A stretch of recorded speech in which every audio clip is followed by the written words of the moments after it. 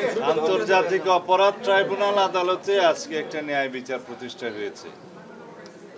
তবে আসামি ফ্যাসিস্ট শেখ হাসিনা, আসাদুজ্জামান কামাল এবং সাবেক আইজিপি মামুন, তাদের অপরাধের তুলনায় এই সাজা যথেষ্ট কম, কিন্তু আইনের উপরে কোনো সাজা নাই।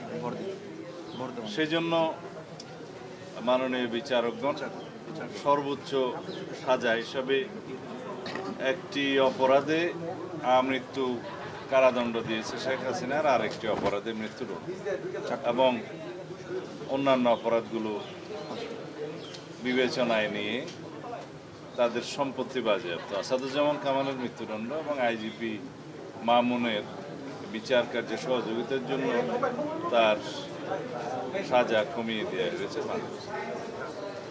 তবে আরও অনেক মামলা তাদের বিরুদ্ধে আছে এবং সেই মামলাগুলো আশা করি ন্যায় বিচার প্রতিষ্ঠা হবে, সবাই সুবিচার পাবে। আজকের এই আদালতের রায়ের মধ্য দিয়ে কয়েকটি জিনিস প্রমাণিত। ফ্যাসিস্ট স্বৈরাচার যত শক্তিশালী হোক, যত দীর্ঘদিনই রাষ্ট্র ক্ষমতা অবৈধভাবে পরিচালিত করুক, ক্ষমতা ভোগ করুক, তারা একদিন না একদিন আদালতের কাঠগড়ায় তাদের দাঁড়াতেই হবে।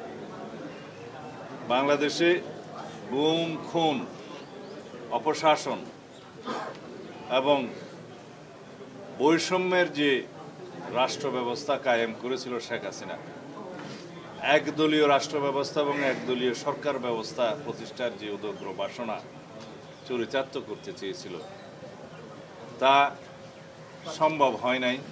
কিন্তু দীর্ঘদিনের অপশাসন এবং ফ্যাসিবাদী শাসনের জাতাকলে এদেশের মানুষ পিষ্ট হয়েছে, আমরা পিষ্ট হয়েছি, আমরা ভুক্তভোগী হয়েছি। এই দেশের উন্নয়ন অগ্রগতি বহু বছর পিছিয়ে গিয়েছে। আমরা আর পিছনের দিকে তাকাতে চাই না। দেশে ন্যায় বিচার প্রতিষ্ঠা হবে সর্বক্ষেত্রে, আইনের শাসন প্রতিষ্ঠা হবে সর্বক্ষেত্রে, এবং এর মধ্য দিয়েই আগামী দিনে একটি শক্তিশালী গণতান্ত্রিক রাষ্ট্র বিনির্মাণ হবে। এটাই হবে আগামীর বাংলাদেশ, এবং আমরা অবশ্যই সেই বাংলাদেশ প্রতিষ্ঠার জন্য প্রতিশ্রুতিবদ্ধ, অঙ্গীকারাবদ্ধ। আমরা সংস্কারের মধ্য দিয়ে যাব, বাংলাদেশে আইনের শাসন প্রতিষ্ঠা করব, রাষ্ট্রে একটা ভারসাম্যমূলক রাষ্ট্র ব্যবস্থা এবং সরকার ব্যবস্থা প্রতিষ্ঠা করব ইনশাআল্লাহ। এই দেশের প্রতিটি মানুষ ভবিষ্যতে যাতে ন্যায় বিচার পায়, সেরকম রাষ্ট্র ব্যবস্থা প্রতিষ্ঠার জন্য আমরা অবশ্যই অবিরাম সংগ্রাম চালিয়ে যাব। আজকে সেটা একটা মাইল ফলক প্রতিষ্ঠা হলো। ধন্যবাদ।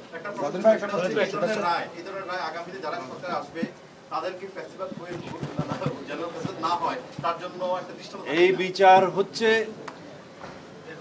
অপরাধের তুলনায় যথেষ্ট নয়, কিন্তু এটা শুধু ন্যায় বিচার প্রতিষ্ঠা না, সামনের দিনের জন্য একটা উদাহরণ, এবং ভবিষ্যতে যাতে এই রাষ্ট্রে কেউ আর ফ্যাসিবাদী শাসন ব্যবস্থা কায়েম না করতে পারে, কেউ নিজে ফ্যাসিস্ট না হয়ে উঠতে পারে, এবং এখন আয়কতন্ত্র যাতে প্রতিষ্ঠা না হয়, তার একটি মেসাল।